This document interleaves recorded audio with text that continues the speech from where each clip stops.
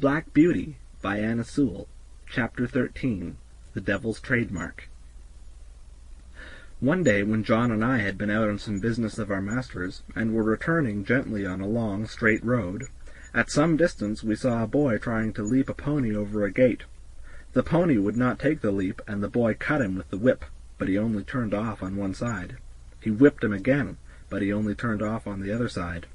Then the boy got off and gave him a hard thrashing, and knocked him about the head. Then he got up again and tried to make him leap the gate, kicking him all the time shamefully, but still the pony refused. When we were nearly at the spot, the pony put down his head and threw up his heels, and sent the boy neatly over into a broad quickset hedge, and with the rein dangling from his head he set off home at a full gallop. John laughed out quite loud. "Served him right," he said. "Oh, oh, oh!" cried the boy as he struggled about among the thorns. "I say, come and help me out."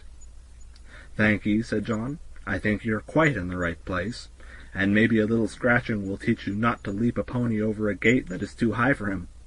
And so with that John rode off. "It may be," said he to himself, "that young fellow is a liar as well as a cruel one. We'll just go home by Farmer Bushby's, Beauty, and then if anybody wants to know, you and I can tell him, you see." So we turned off to the right, and soon came up to the stackyard and within sight of the house.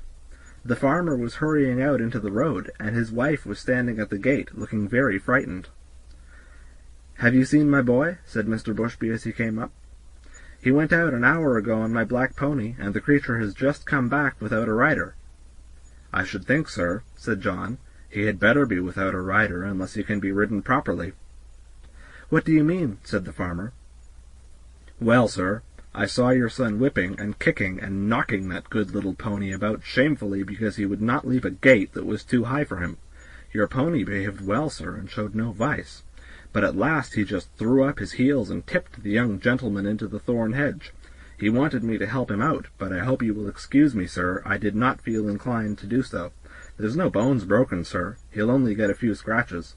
I love horses, and it riles me to see them badly used. It is a bad plan to aggravate an animal till he uses his heels. The first time is not always the last." During this time the mother began to cry, "Oh, my poor Bill! I must go and meet him. He must be hurt." "You had better go into the house, wife," said the farmer. "Bill wants a lesson about this, and I must see that he gets it. This is not the first time, nor the second, that he has ill-used that pony, and I shall stop it. I am much obliged to you, Manly. Good evening." So we went on, John chuckling all the way home. Then he told James about it, who laughed and said, "Serve him right. I knew that boy at school. He took great airs on himself because he was a farmer's son. He used to swagger about and bully the little boys. Of course, we elder ones would not have any of that nonsense, and let him know that in the school and the playground farmers' sons and laborers' sons were all alike.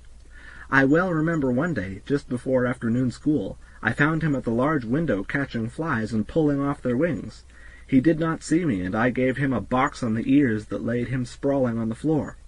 Well, angry as I was almost frightened, he roared and bellowed in such a style. The boys rushed in from the playground, and the master ran in from the road to see who was being murdered. Of course I said fair and square at once what I had done, and why. Then I showed the master the flies, some crushed and some crawling about helpless, and I showed him the wings on the window-sill. I never saw him so angry before, but as Bill was still howling and whining like the coward that he was, he did not give him any more punishment of that kind, but set him up on a stool for the rest of the afternoon, and said that he should not go out to play for that week.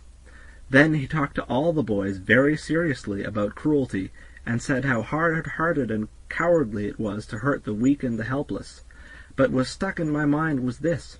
He said that cruelty was the devil's own trademark, and if we saw anyone who took pleasure in cruelty we might know who he belonged to, for the devil was a murderer from the beginning and a tormentor to the end. On the other hand, where we saw people who loved their neighbors and were kind to man and beast, we might know that was God's mark. "Your master never taught you a truer thing," said John. "There is no religion without love, and people may talk as much as they like about their religion, but if it does not teach them to be good and kind to man and beast, it is all a sham, James, and it won't stand when things come to be turned inside out." End of Chapter 13. The Devil's Trademark. From Black Beauty by Anna Sewell.